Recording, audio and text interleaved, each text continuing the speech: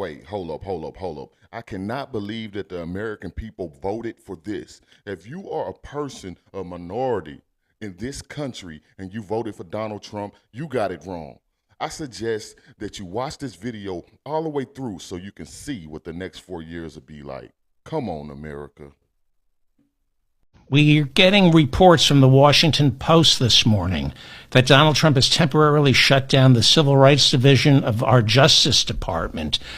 The hypocrisy here is immeasurable. The Civil Rights Division protects marginalized communities and keeps an eye on our cops. They are shutting down investigations into local police forces. This after Donald Trump just issued a blanket pardon for 1,500 people who stormed the Capitol and beat up Capitol police officers. The Civil Rights Division keeps cops honest. It has investigated the Louisville, Kentucky Police Department after the killing of Breonna Taylor. It investigated the Minneapolis Police Department after the killing of George Floyd. In the past decade, the Civil Rights Division of the Justice Department issued scathing reports, sometimes entering into consent decrees with police departments like Los Angeles, the Phoenix Police Department, the New York Police Department, recently Baltimore, Worcester, Massachusetts, Oklahoma City, and of course, Ferguson, Missouri.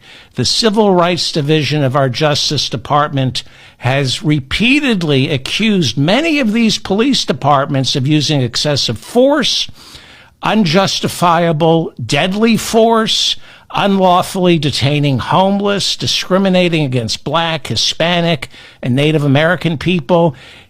The Civil Rights Division of our Justice Department has accused our local police of violating the rights of people exercising their First Amendment protections.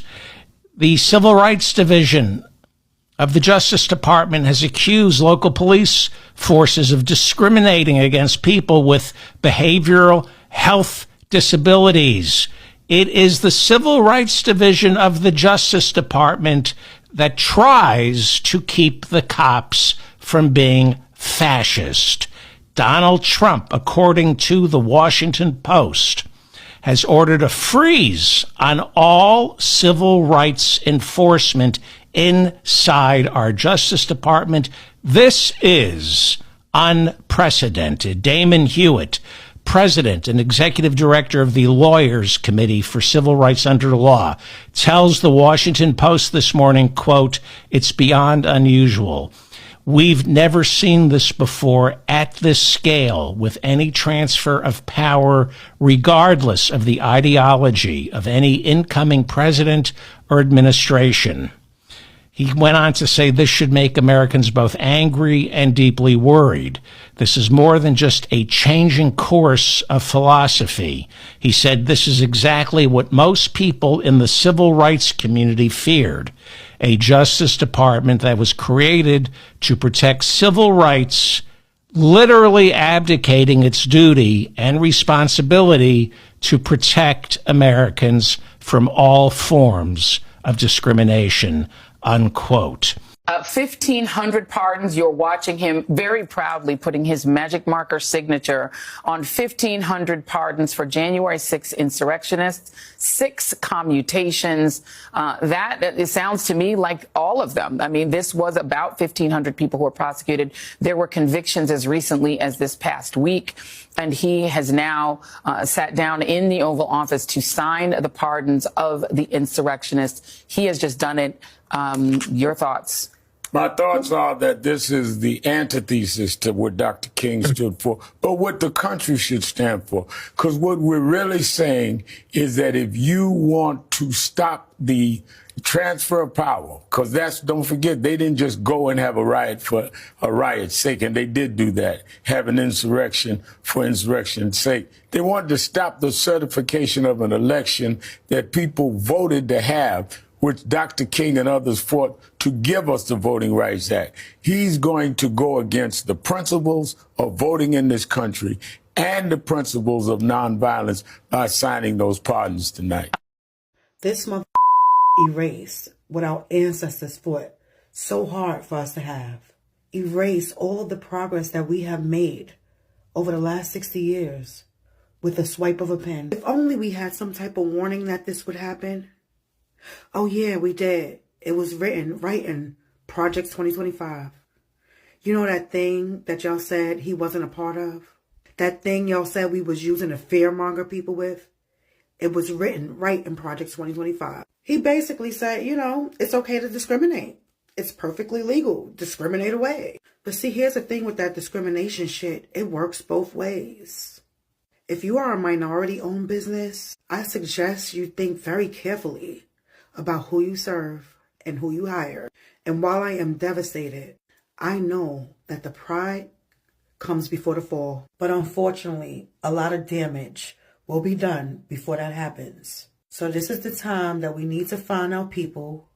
We need to be preparing for what's to come. If this bill is not passed, the ugly sore of racial injustice on the body politic may suddenly turn malignant. And the nation in which we live, the nation that we love, may be inflicted with an incurable cancer that will destroy our political and moral health. And so I think for moral reasons, for the health of our nation, we must work passionately and unrelentingly for the passage of this bill. President Donald Trump is quickly reshaping the federal government through executive actions. In addition to new orders on immigration and climate change, CBS News has obtained a memo. It shows that Donald Trump is also ending diversity programs at all federal agencies. It went out last night to the heads of every federal department and agency, giving them until 5 p.m. today to notify all federal employees who work on diversity, equity, and inclusion programs that they are being placed on paid leave effective immediately, and that all those programs across the federal government will soon be shut down. The 4-page memo obtained by CBS News instructs federal agency heads to cancel any DEI-related trainings and close all DEI offices. The memo went out just one day after President Trump signed an executive order giving agencies 60 days to terminate all DEI positions. Our country is going to be based on merit again. Can you believe it? Another new directive, this one released by the Department of Homeland Security, reversed a Biden-era policy prohibiting deportation agents from making arrests at sensitive locations, like schools or churches. We're getting them out of the country, and they're going to be gotten out of the country fast. Tom Homan, who Trump calls his border czar, said Tuesday that targeted enforcement operations are now underway, though he declined to say where. As the Trump orders mount, so do the legal challenges. On Tuesday, 22 Democrat-led states filed suit over Trump's move to end birthright citizenship for children whose parents are here unlawfully. This executive order is an assault on the rule of law. It attacks a right that is core to our nation's earliest days. At a prayer service on Tuesday, the bishop of the Washington National Cathedral made this pointed appeal to Trump face to face. I ask you to have mercy, Mr. President, on those in our communities whose children fear that their parents will be taken away. The sermon, he said, didn't move him. I didn't think it was a good service, no. They could do much better. On Truth Social overnight, Trump went after the bishop, accusing her of using a, quote, nasty tone, and he said that the public was owed an apology. Former Attorney General Eric Holder calling the Civil Rights Division the, quote, conscience of the Justice Department. But today, President Trump has essentially shut it down. Trump's new DOJ leadership has ordered a pause on any ongoing civil rights litigation. Prosecutors have also been ordered against opening any new cases or agreeing to new settlements. And this basically freezes any activity that the federal, the DOJ Civil Rights Division is undertaking.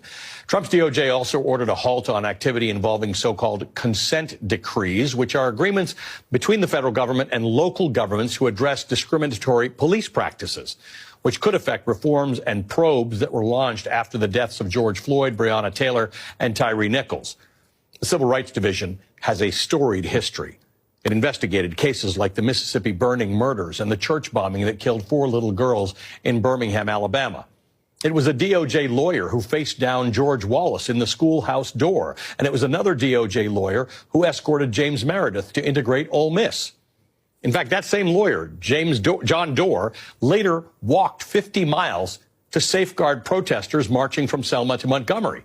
And one day in 1963, Doerr put himself directly in harm's way between armed police and civil rights protesters in Jackson, Mississippi. He shouted, quote, "I'm from the Justice Department, and anyone here knows what I stand for is right," end quote. But can the same thing be said of the leadership in the Trump Justice Department today? Joining me now is the Reverend Al Sharpton, host of MSNBC's Politics Nation, president of the National Action Network, and my good friend, Rev. There are a lot of people who don't really know the work of the Civil Rights Division of the Department of Justice. It's storied. This is a very big deal, stopping its work right now. What's the net effect it's going to have on people? The net effect is that there will not be a department armed with federal law to protect citizens against hate crime against women, against crime against LGBTQ.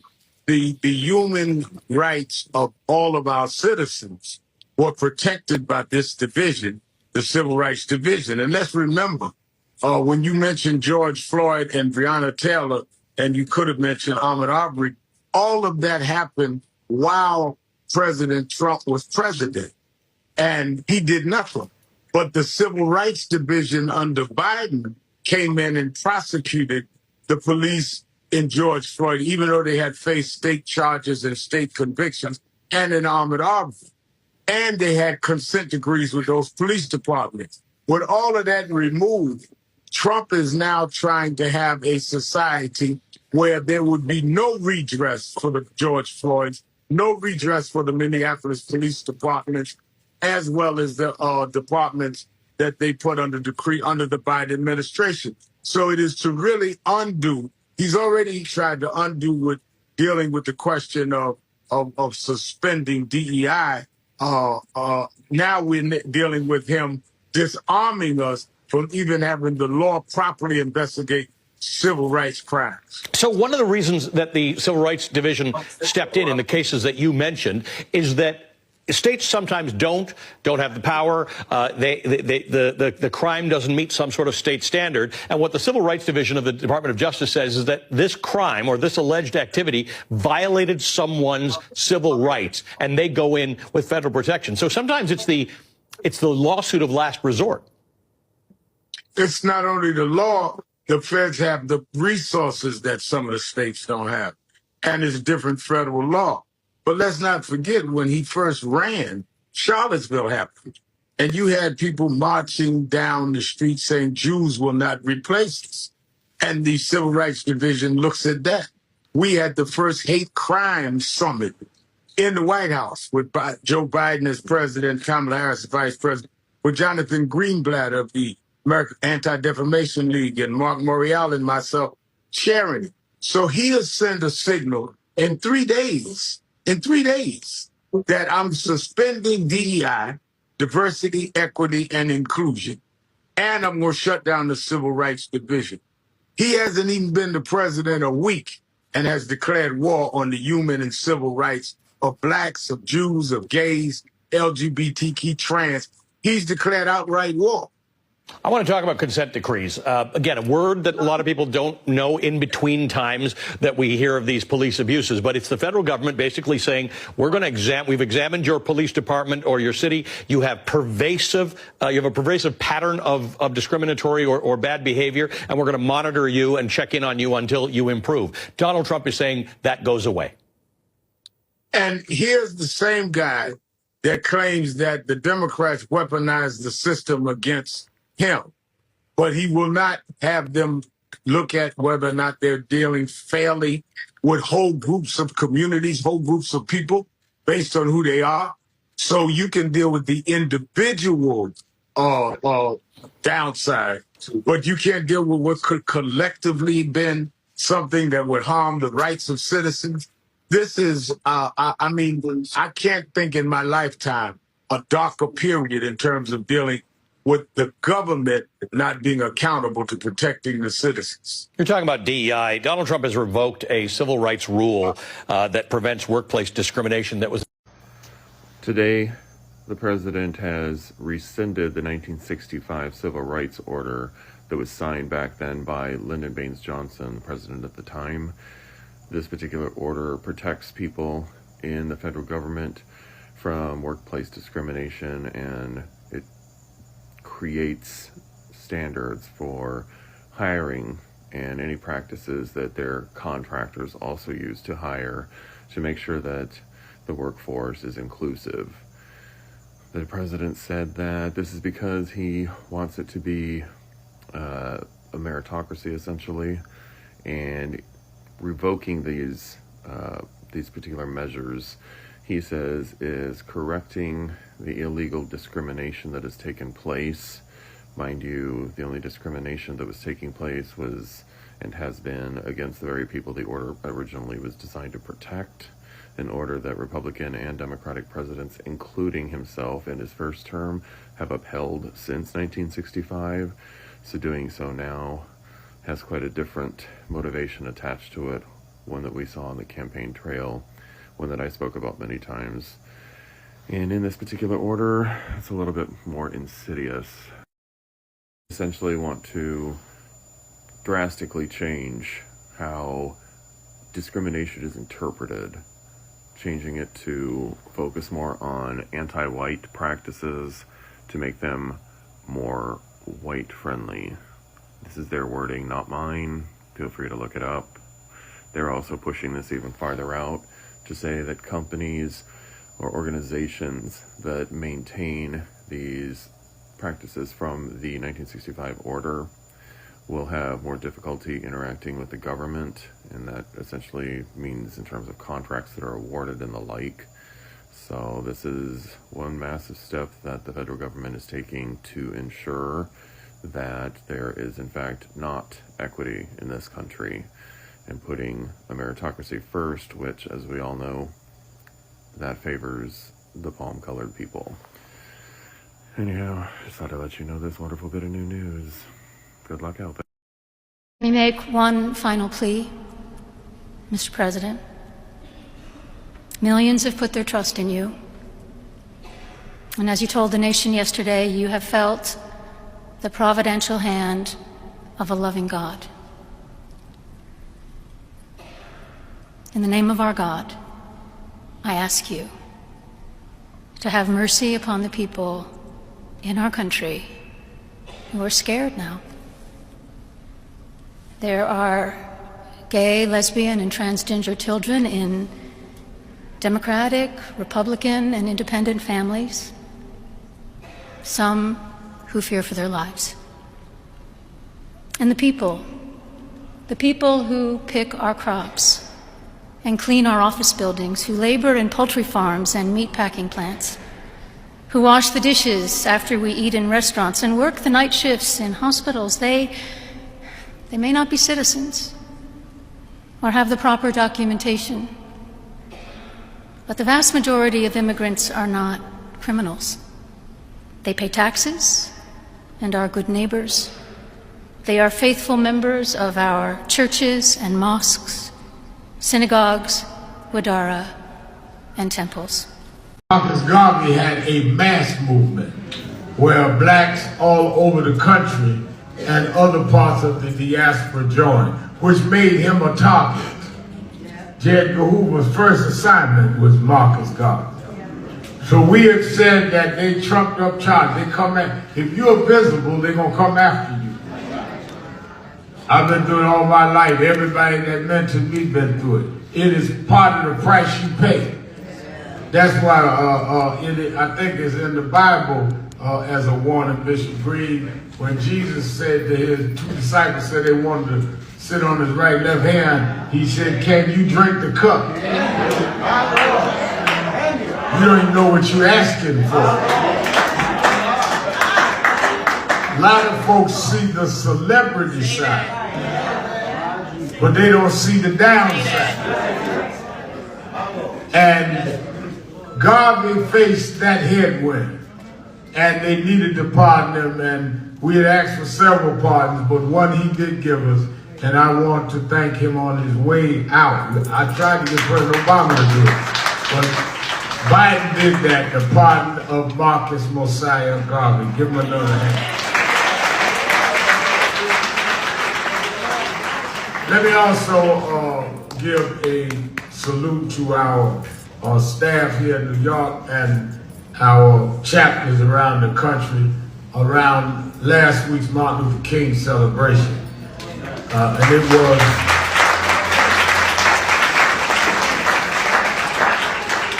it was a mixture of challenge and celebration. Celebrating not only the life of Dr. King, but celebrating the holiday. You know, a lot of people just take things for granted. And sometimes you need to stop and pause and look at what you're looking at. Longer than you take things for granted, you will not appreciate it. Every once in a while, that's why they have Valentine's Day, so y'all won't take each other for granted too long. You gotta start whispering sweet nothings in over here. Even though your girlfriend got diabetes, you give her some candy that she shouldn't be eating. But the King holiday in itself was a result of a movement. When Martin Luther King was killed, April 4, 1968, there was a poll the day before that had said that Martin Luther King was seen in the negative by 55% of black folks. I want y'all to get this now. 55% of black folks was anti-Dr. King. April 3rd, 1968. April 5th, the day after he died, everybody was with Dr. King. I remember growing up in Brooklyn, and many of you know my story. My mother was afraid I was going to leave the church because when I was about 11 and 12, my father abandoned us. We had to move to projects in Brooklyn. And I'm watching the news, and I started wanting to get involved in the movement, start coming to Harlem, convince her to let me come up and see Adam Clayton Powell. And she brought me to my pastor, Bishop Washington, who brought me to Reverend William Jones, who was Dr. King's chapter leader in New York, head Operation Breadbasket. And Reverend Jones introduced me to Jesse Jackson, who was in his 20s. I'm all 12, 13 years old. And they took me in. It was not fashionable in '68 to be a follower of Martin Luther King in New York. I just want some of you, the old timers sitting here now, they will tell you that that was not fashionable. People would tell us, you can't talk that nonviolent talk up here, it's Malcolm's time. I'm talking about straight out. It was not easy going to school. Everybody in my Tilton High School, African American Club, were members of more, quote, militant organizations. But when Dr. King got killed, everybody understood the value of his work.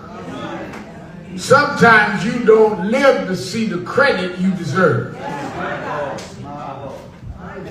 And you just keep working.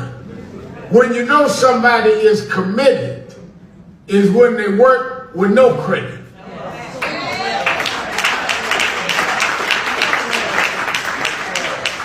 When you know somebody is born to do something, is they do it when nobody's patting them on the back, when nobody's paying them no mind. We then started rallying, saying we need to make a federal holiday after Dr. King.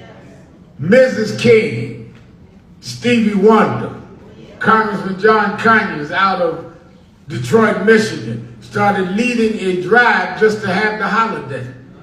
Why? There was never a federal holiday named after a black man or woman in the history of this country. Not one. You had, when I was growing up, you had Washington's birthday and Lincoln's birthday. And on and on. Now they just collapse it together, President's Day. And I tell Martin III all the time, if we don't continue to rally around Martin Luther King Day, they'll collapse it into Valentine's Day and call it Love Day.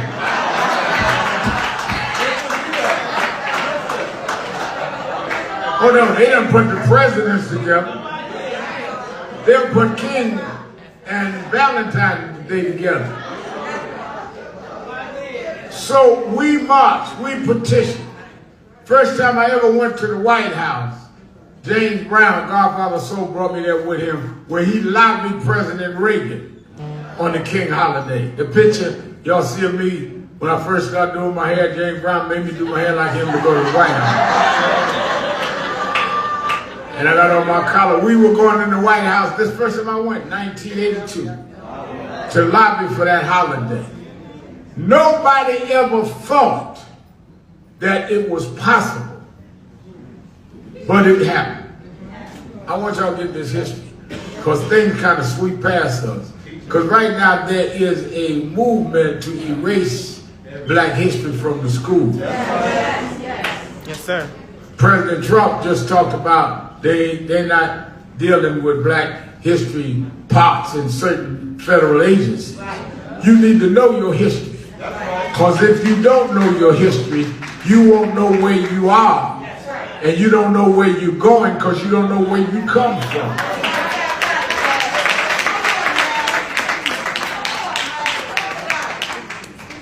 J. Edgar Hoover and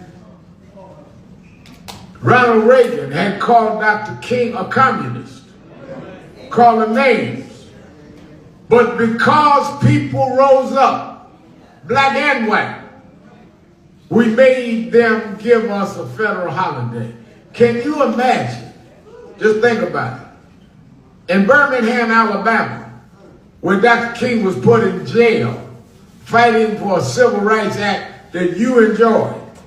For the Civil Rights Act of '64, it was law that you couldn't use certain bathrooms. It was law you couldn't eat in restaurants. It was law that you couldn't go in certain neighborhoods. I'm not talking about it was the custom. It was the law. They went to jail. They took dog bites. Some were killed to give us the right to vote. They put King in jail in Birmingham, Alabama. Well, can you imagine now the grandchildren of those that put King in jail got to stay home on Martin Luther King Day?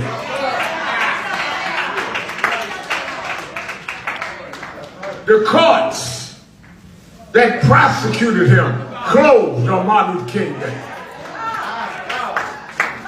The FBI that called him a communist can't come to work on Martin Luther King Day. This is not just a day off, it's a day to celebrate. If we stand up for something, we can get something done.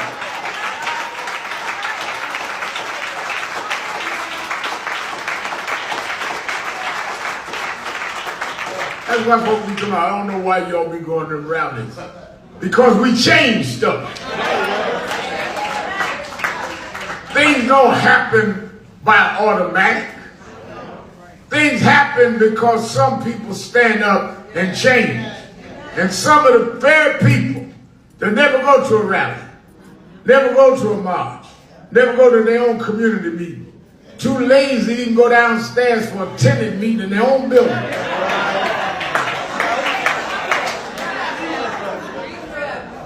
But they benefit from it. They're the first ones want to know when is the meeting. Why didn't y'all do something for me? Why wasn't me in the meeting helping do something for us? So that's why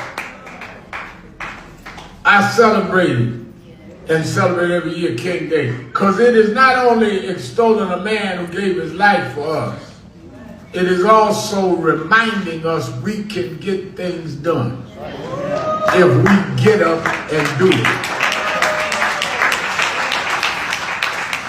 That's why last Saturday, our Saturday forum, we had the governor here, the mayor here, both U.S. senators here, all the elected officials right here. Why? Because this organization comes out of the lineage of Dr. King.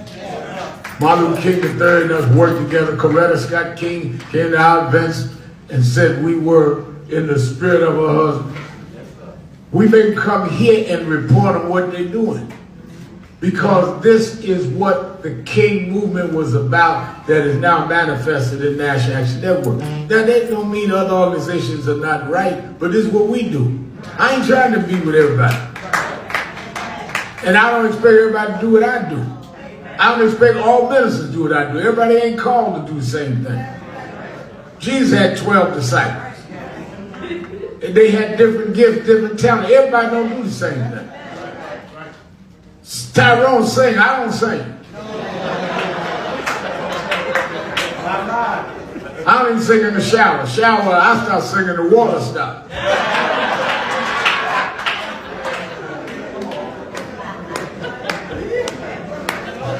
Know what you do. So on King Day, we had them come and say, this is what we do. Governor on down. I don't care what's on your schedule. You got to come here this weekend, right? Now, then we went to Washington. And one of the reasons why I was so happy to see people from around the country, people took buses, and it was bitter cold. One of the coldest days that I've witnessed. But we came anyhow with the MAGA people all over Washington. Everywhere I looked was MAGA people. Because Trump was being inaugurated the same day. But they had to tell the story that night on the news after they did the inauguration. But on the Northwest, hundreds of people gathered to raise King's, not only King's name, but what King stood for and what we are fighting with diversity, equity, and inclusion.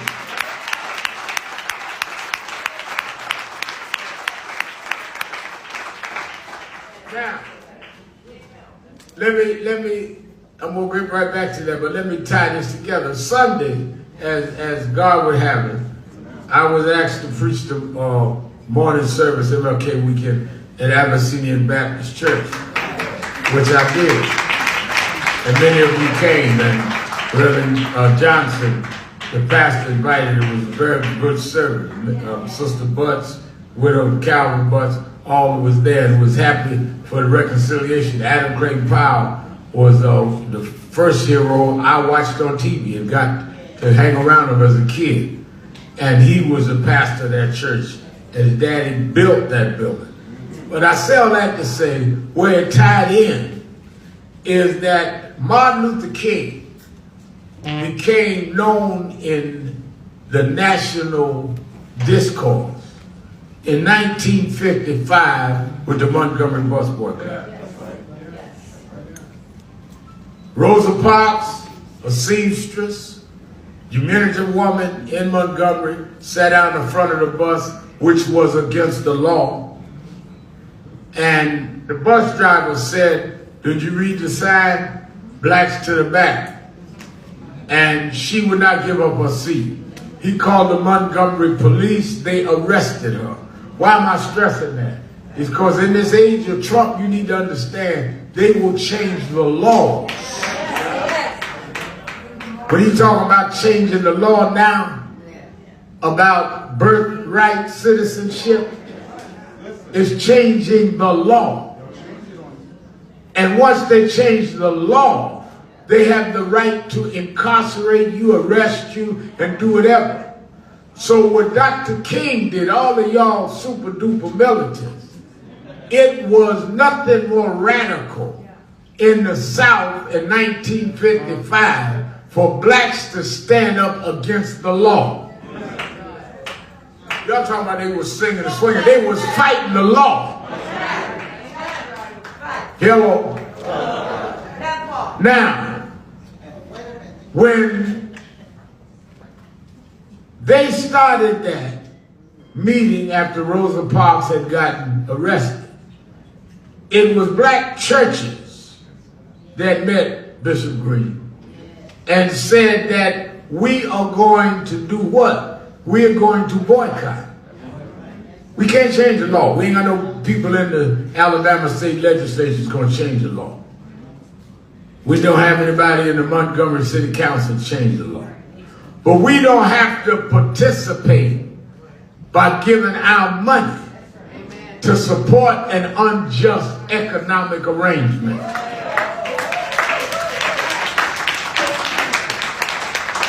So they decided they would do what? The Montgomery bus boycott. And they said it is better to walk in dignity than ride in shame. Some carpooled, some walked, but none of them would spend $1 to get on the bus. Now, let me straighten out one other misnomer, because I used to have to argue with this growing up with my contemporaries. The objective of the civil rights movement was not that we wanted to sit on the bus next to white folk, or to go to the toilet next to white folk. Make it plain, man. The objective was, if we gonna spend the same $1 to get on the bus that you spend, we gonna have the same option to sit where we want to sit.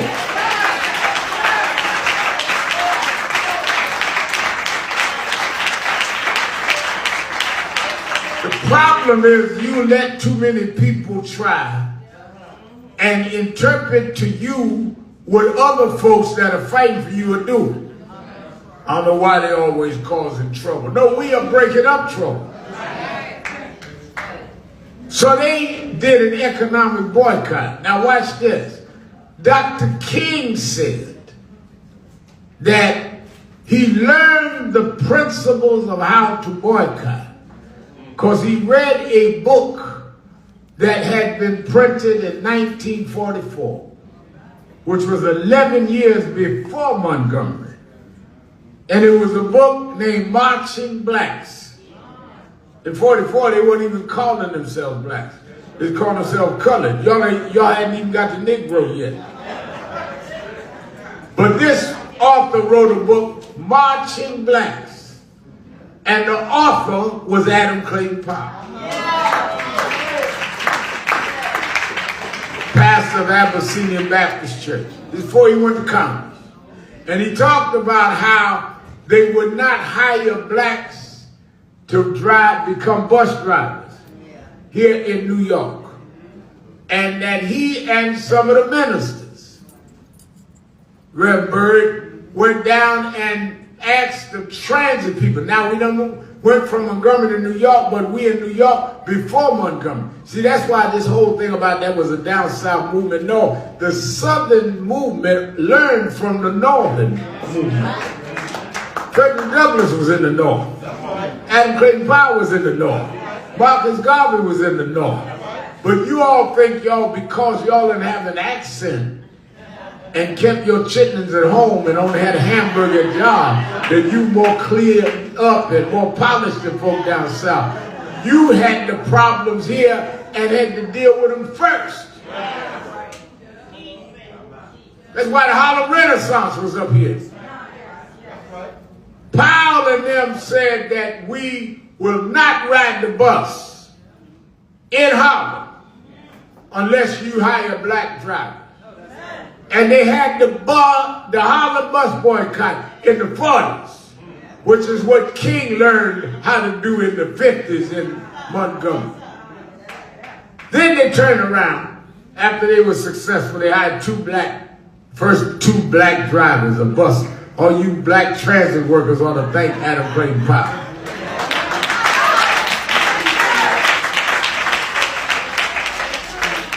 Then they had the victory there. They said, all right, we want blacks to work at Con Edison. There was no blacks at all that worked at Con Edison, though we had to pay our utility bill. This is a book now. This is all in the 40s. right here in New York, in the Big Apple, where y'all can't get a bite.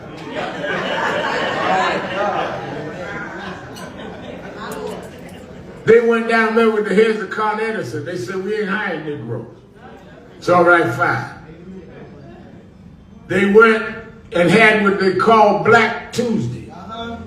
And every Tuesday they told everybody in the churches, turn your lights off. And the power got to be so messed up, they hired the first blacks.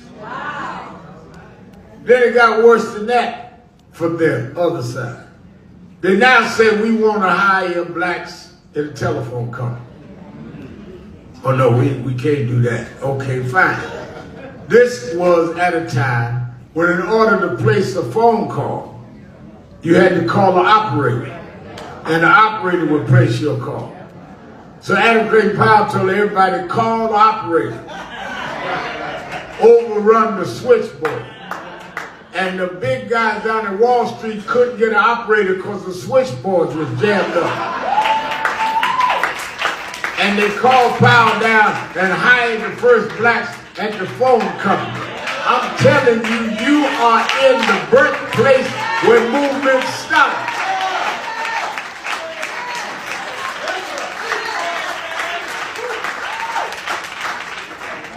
So it was with all of that in mind that I went from Adam Clayton Powell's pulpit to Martin Luther King's holiday, because it's all connected. Then I look at Donald Trump, sworn in as president. First thing he did was said, I'm signing some executive orders, and I'm going to pardon some people. Now, I want y'all to get this around the country. Dr. King was criticized and in some places praised for nonviolence. Is that right? People call him a prince, apostle of nonviolence. Why would you not be insulted that on the day that we celebrate Martin Luther King's birthday, celebrate his day, that a president would pardon people that beat policemen and officers and spread feces in the offices in the Capitol on King Day? He couldn't wait till the next day. He desecrated Martin Luther King's day and what he stood for. That's why we had to go to Washington.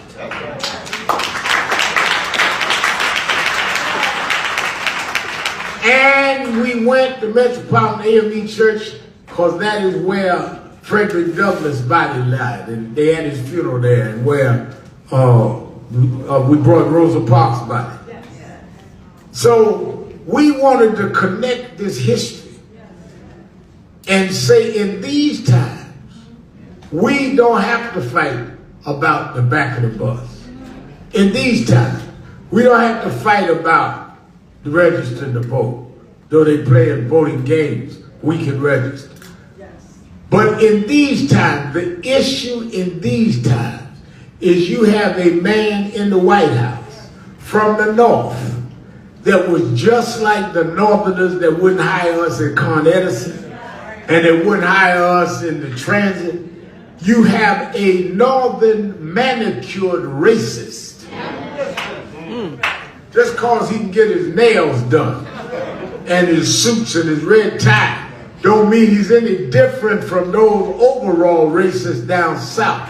Y'all act like Jim Crow was your only problem. Your other problem was the refined James Crow Esquire.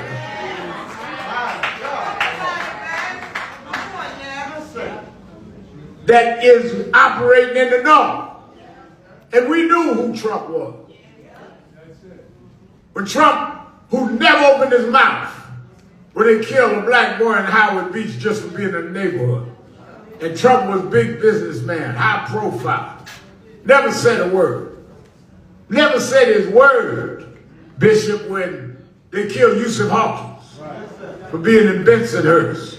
Because they say we don't let blacks come out here.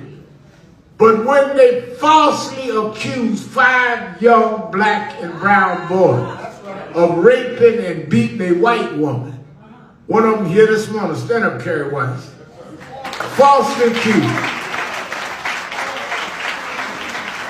Donald Trump took ads out in the paper and said, bring back the death penalty and kill those boys. Now people say, well, he had to write this opinion. Well, why did he have one about Howard Beach? He was born and raised right there in Jamaica State, right next to Howard Beach. Why did he have something to say about Bensonhurst? He has always been selective.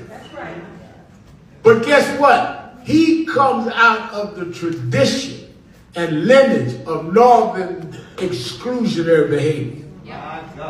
His problem is that some of us know we come out of the lineage of those that know how to handle that.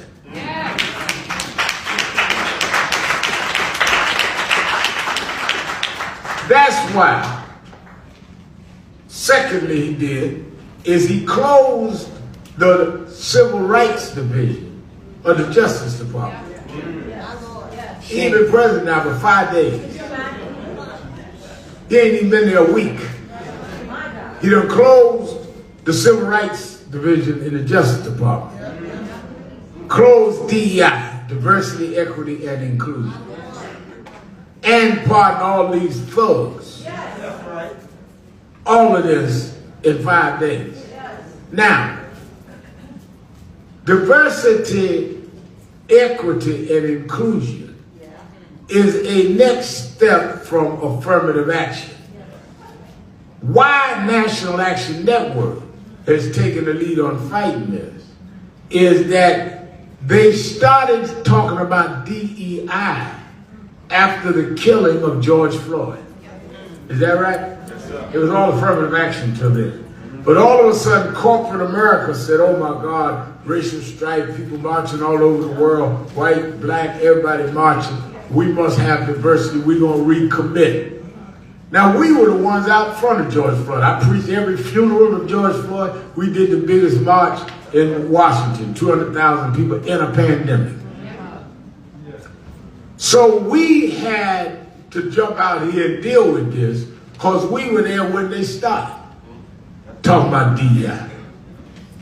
Diversity, equity, and inclusion came out of the King movement into a Republican black man named Arthur Fletcher, who was the Undersecretary of Labor under Richard Nixon. He wrote the affirmative action plan. Why did we have affirmative action? Because you had an affirmative segregation. People talk, well, I didn't do it, I'm not guilty of that, why should I suffer? You're not suffering. Your grandparents set a system up where if we were in a mile race, they started a quarter mile up, ran a quarter mile and passed the baton. Next generation and pass it on. You are ahead because they cheated at the beginning of the race.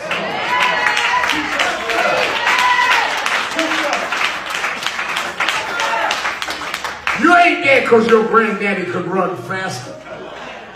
You ain't there because they were smarter. They cheated at the beginning of the race. And affirmative action is to make up the yards that y'all stole from us.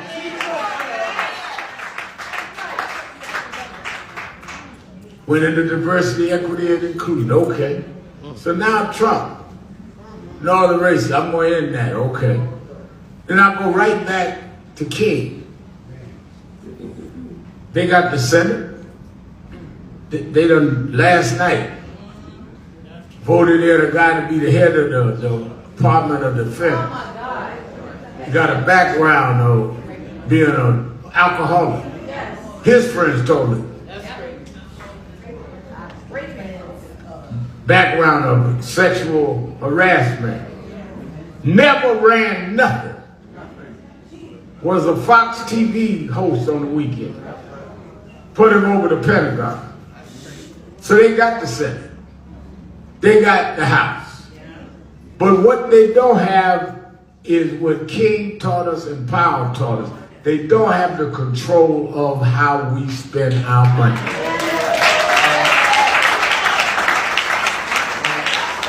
I don't care how many votes you take, you can't tell me I got to shop where there is no diversity, equity, and inclusion.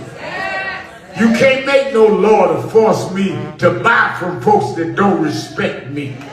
I work too hard to get my dollar to give it to some bigot that does not want to respect my money.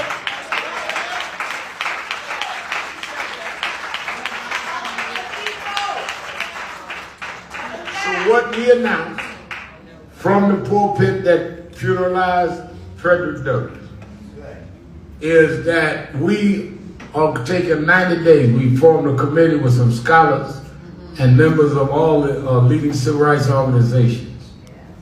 And we are studying which companies we're going to start with. Why you going to study? And I just want to say this, for all the people that were against Kamala Harris being the first woman president, y'all were mistakenly wrong for not voting for her. Now we have to deal with all this stuff here in America, the land of the free, the land where people come to prosper and gain, and everyone is welcome no matter your skin color. But we seem to have voted the wrong direction, and America will go in reverse.